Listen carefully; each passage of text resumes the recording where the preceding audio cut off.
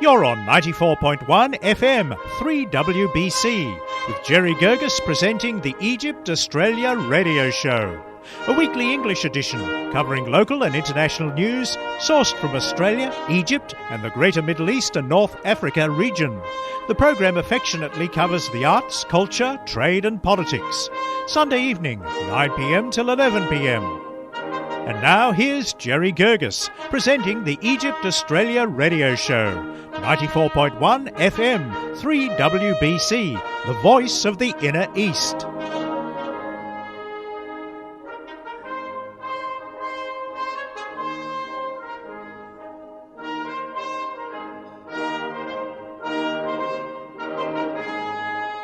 Please welcome Mohammed Hashem, author and director of Gallipoli, A Story Untold, a fictional, a theatre play. Joining us also is Mr. Willem Whitfield, actor, playing Jeffery, the war correspondent journalist, and actress Celine, George, playing the part of Nabiha.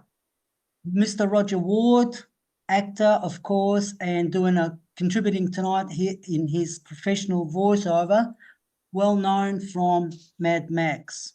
Hello all, can I also start with you, Mr. Hashem? Yeah, thanks, Jerry, for having on your Egyptian radio show. Thanks for having us on. Now, can I start with the very first question for our audience? Was Gallipoli a story untold, born from your own story growing up? No, definitely not. I was brought up in East Melbourne, so I was not part of the Middle Eastern community at all until I came to Egypt, basically.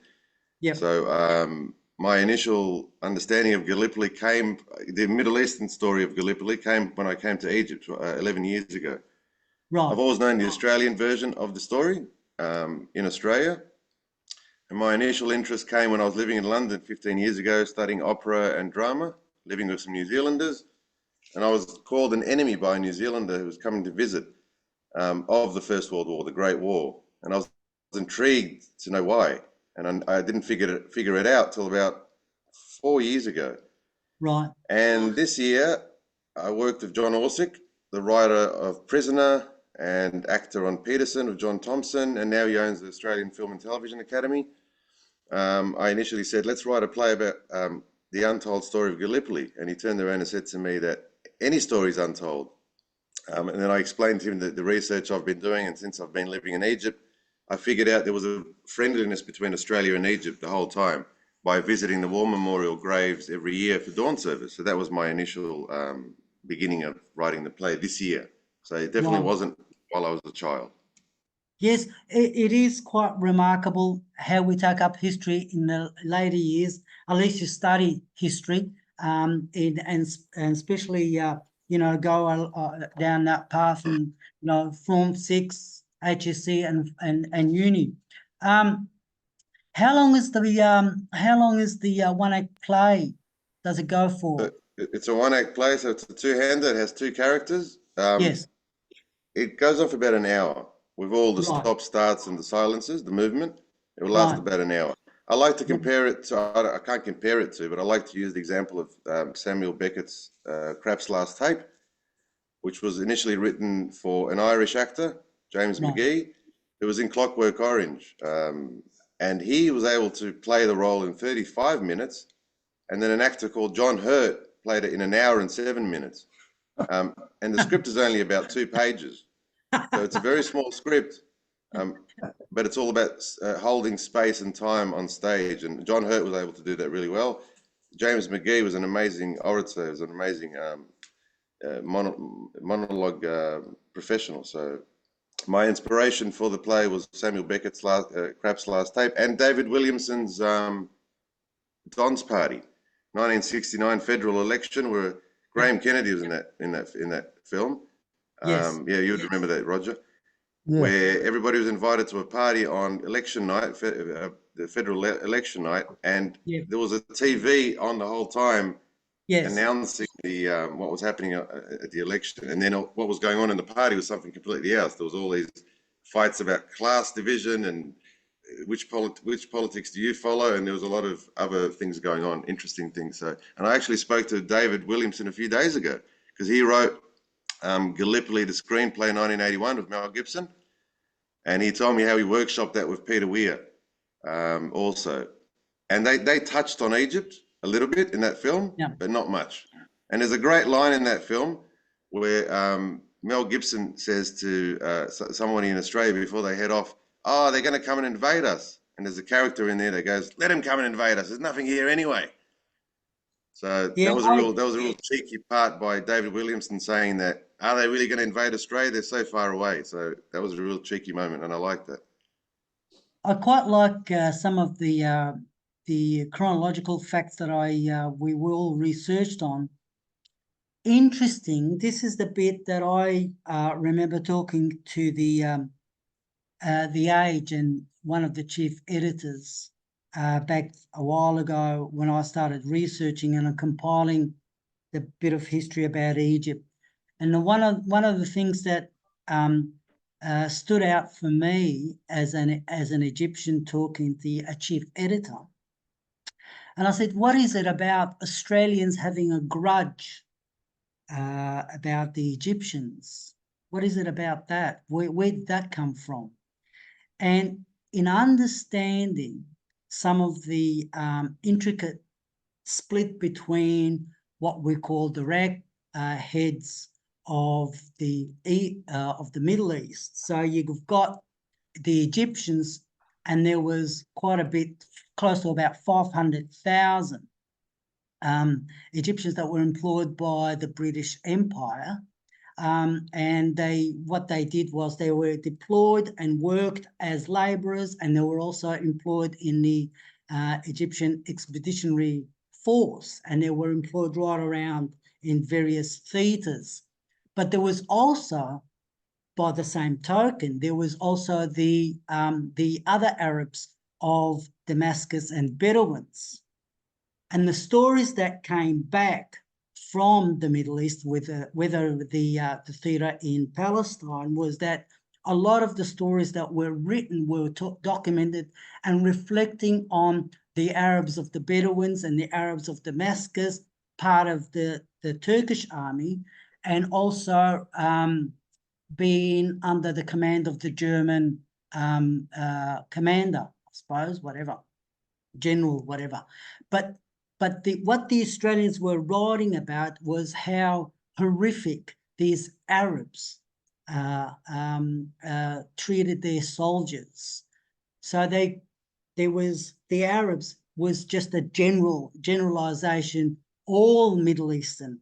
It didn't matter whether they came from Egypt or forth. And there's a lot of write-ups about that. But this is a fictional story.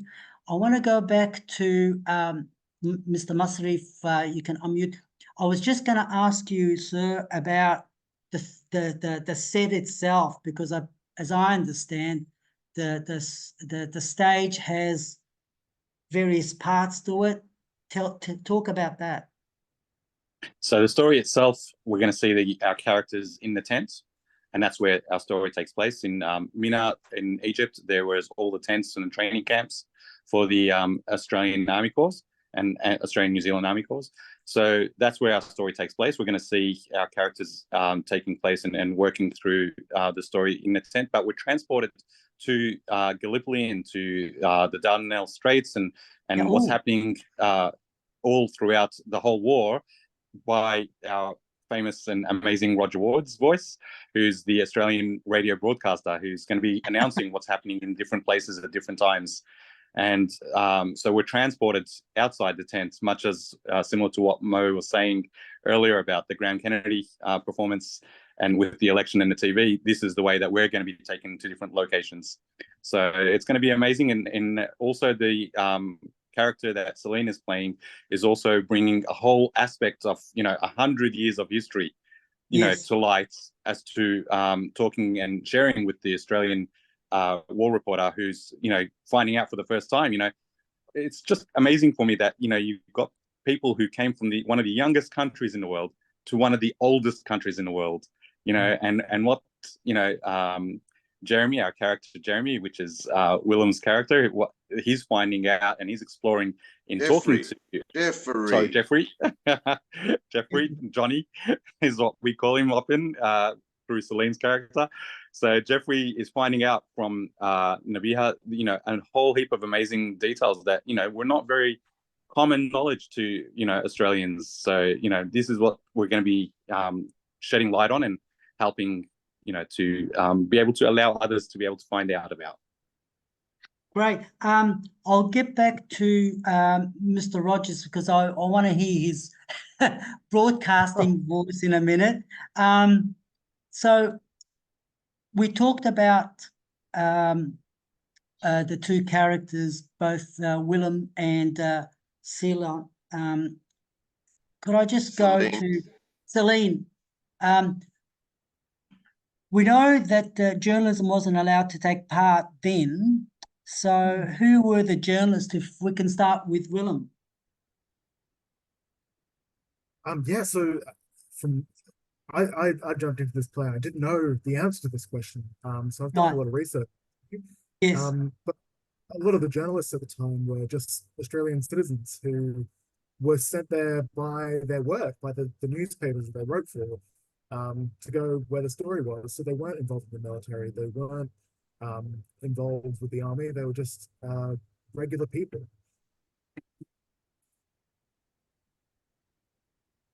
Celine, do you have any recollections of all the journos?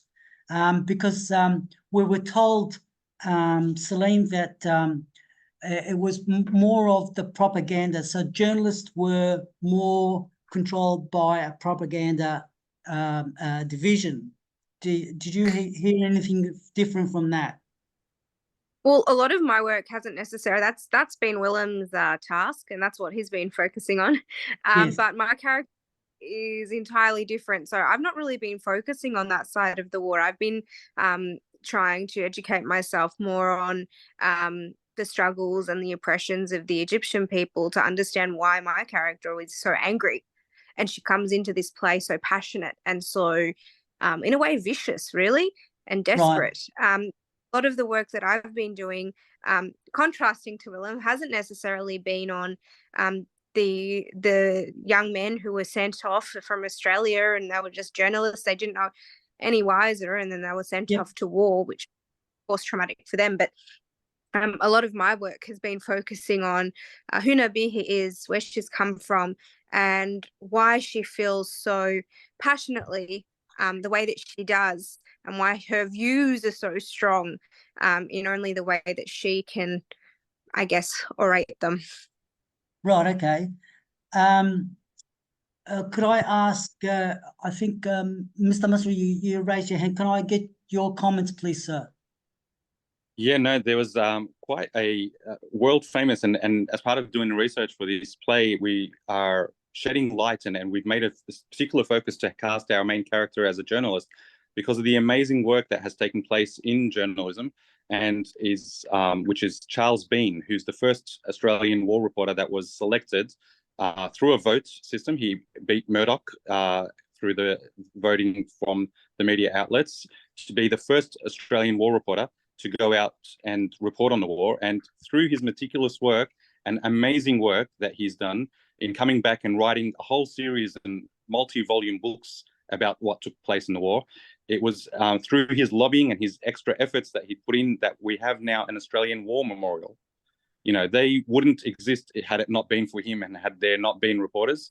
Also, the amazing work that reporters did do, despite being heavily censored, resulted in outcomes for soldiers that were injured and soldiers whose lives were at some times being thought of as being, killed, indiscriminately through some of the tactics that were put in place.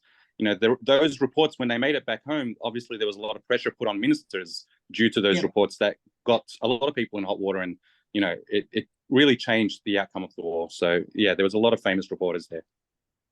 I'll come back to you, Mr. Masri, in a minute. Mr. Roger Ward. How are you, Governor? Good. Going well. What's your involvement? What's your involvement in all of this? Well, I'm the voice the voice explaining what's happening in the war. Suddenly, Right. it's, they're not expecting it to happen. They think it's a walk in the park, and all of a sudden, all of the ships they've sent have been torpedoed or shot, and thousands of guys are dying on the beach, and it's totally unacceptable and unexpected. And I'm just the voice explaining this to the troops or to Jeffery, telling him what's happening. The unbelievable is happening. By God, you won't believe this. And so that's what it is. It's just a voice explaining, third person, really. Yeah. So as your voice is projected from the radio, who are you representing? Or are you representing a particular network? What station? Or I don't know really. I'm probably from the war office, I should imagine. From the war office, explaining this is not acceptable, and we've got to let you know what's happening, and for God's sake, do something about it. I don't really know what my character is. We know that if I'm thinking in terms of Jeffery, he could be sent there by the newspaper, but I think the war office has to give him some sort of he's got to be registered as a soldier in some respect, from what I can gather. So I think he was, in this case, he's a sergeant or a corporal, and if it had been an older man playing the part, he may have been given a lieutenant. It's just that I think that's what they do. I mean, I don't know, but I'm just going on memory from Vietnam War when entertainers went to Vietnam. They were maybe go for 2 weeks engagement, but they were forced to join the army for 2 weeks, and they were given a rank for that 2-week period. So I'm just thinking maybe they did the same with these boys. The journalists, they said, look, if you're going, you've got to become a soldier for that period. And whatever rank they gave them, I don't know, depending on age maybe. But I haven't really researched my character's origins, but I just think he's the voice of... So your voice would have come through the ABC in those days, or? Yeah, that's right. Yeah, probably an ABC reporter gone up there and probably given a commission of some form. Yep. Lieutenant or whatever, captain, and they said, keep everybody informed. So I'll be sending out messages to each station or each camp, letting them know what's happening. And instead of saying, "Hey boys, we're on top of this," things are going great. Suddenly it's, "Oh my gosh, thousands of ships have gone down, thousands of guys on the bloody, for God's sake, get out, do something." So he loses it. He's got no control of it. Unexpected, So that's all I know about it. I just want to, I know I'm just looking at the time. This is a fictional love story. In reality, do we know if Australian soldiers brought back their loved ones, or they stayed there and made Egypt home? Mo? I actually know a lady here in Egypt. Her name is Susan, and she's been here her grandfather was in the war. She's donated all his uniforms and stuff to the war memorial. She's been in Egypt for 30 years. She lives in a place called Sharm el-Sheikh, and she's always talking about World War One. That's somebody I know personally. I'm sure there were a lot of Australians that stayed, that remained, because there were a lot of romantic relationships between the Australians and some of the Egyptian sex workers, if you want to call them that. Celine, if I just can get you back on your journey in this, how did your character develop, and what was the outcome for Nabiha? Not Nabila, but Nabiha. Without too much away, so I won't give away the ending. But Nabiha acts as a bridge between the two cultures, and she also acts as almost like the poster girl for the Egyptians in that period. And what she does is she breaks down the barriers that exist between the East and the West. And as she puts it, and she kind of says, well, and I think this is what the audience will take away, when we put aside our differences and when we put aside our preconceived notions of each other, what we come out realizing is we're not actually that different, and we have this beautiful shared humanity. But in that same process, what she also does is really educate the audience about exactly what it is that the Egyptians have gone through for centuries past to arrive to where they are today. So she's a bit of a bridge, but she's also a kind of a source of information and warmth, and at the same time she's quite fiery and passionate as well. Oh, I love that. Yay. Mohammed, if I can go back to you, sir, I just wanted to ask if you had any music involved in all of this. Do you have any old music, traditional music that you're going to be playing? There's a nice little dancing scene in the middle there, so look out for the dance scene in the middle. There's a bit of old music there from the First World War, some Australian music and some Arabic music. I look forward to that. The one thing that I came across, some recordings were found in the German museum of World War I of Egyptians leaving Egypt and going... And sorry, Jerry, I forgot to mention, we got Joseph Tawadros, the amazing virtuoso oud player. He's going to be lending some of his music for a nice little poetry scene. Yeah, he's a good friend of mine, and he's a great man, great musician, great artist, and he'll be part of the music also ensemble. I was going to say that, but I just thought I was fantastic. I'm going to get back to Mr. Masri, but I was just recalling the recordings in Germany of the Egyptians leaving Egypt. We're talking now back in the 1800s, and they were employed by like I said, by the British, 500,000 of them, and the Omda, I don't know, Mo would know, Celine would know what Omda is, Masri would know. The Omda's like the leader of the pack, basically. Yeah. So the Omda would collect all these Fallahin from Asyut and get them to join on a contract to go over and do the fighting on behalf of the Brits. But they used to sing this beautiful song that was called Ya Aziz Aini. And it's and when they came back, they always used to sing Salama, Ya Salama, because we came back and we got employed and we're still alive. But Ya Aziz Aini was one of their passionate, deep longing for coming back to Egypt. And the recording is original and it's still there for people to listen to, which is amazing. Masri, can I get back to you, sir? Of course. Sorry. Did you have a question for me? Somebody had you. No, I was coming back to you because you had your hand raised. Oh, no? Sorry, Okay. I didn't realize that. No, okay. But yeah, no, I think there's an amazing amount of work that has been put into the play. I think it's sure to thrill all audiences. We've really honoured the legacy of the Anzacs and tried to contribute to it and add a different, context in terms of putting more details to the story that we all love and know and respect. It's not actually just a show; it's also a program that contains educational components, and we're hoping to encourage schools to be able to take part and be able to take this program to schools with educational resources that talk about the history, that talk about the actual history of also war reporters and correspondents and the importance of their role in and paying tribute to those who came before during that time and the amazing work they've done.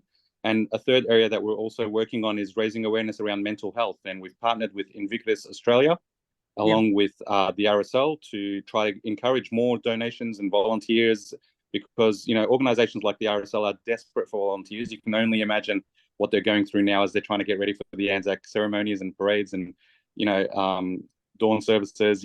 They're anyone who's out there who's interested in taking part, you only need to go to any RSL and knock on the door. They'd be only too happy and delighted to have you come on board to assist. So raising awareness of all those things, this is, again, what we're trying to do is not just one show, it's an actual program, and it's paying respect to, something that happened 109 years ago that should not be just, put back in the in history and forgotten about. It's something that is very important that we live. Here, Mo, very quickly, if you can just say your goodbyes, because I've run out of time, unfortunately. So where is the show, Mo? Where is it and how do we get tickets? Yeah, exactly. Good point. Definitely. Good point. Thank you. So it's at the Kensington Town Hall on Friday the 26th and Sunday the 28th of April, the day after Anzac Day, Friday the day after Anzac Day, and Sunday the after it. And it'll be taking place. So you just, to get tickets, go to the internet and type in Gallipoli, A Story Untold, or you can go to our direct link, which is on the Try Booking website. So just type in bit.ly/G hyphen capital ASU, as in A Story Untold. So G for Gallipoli and then hyphen A Story Untold. So all right. Either one of those wrap it up. Thank you so much to all the cast and those who are present. Thank you so much. Just hang in there for a while, I'll take a picture.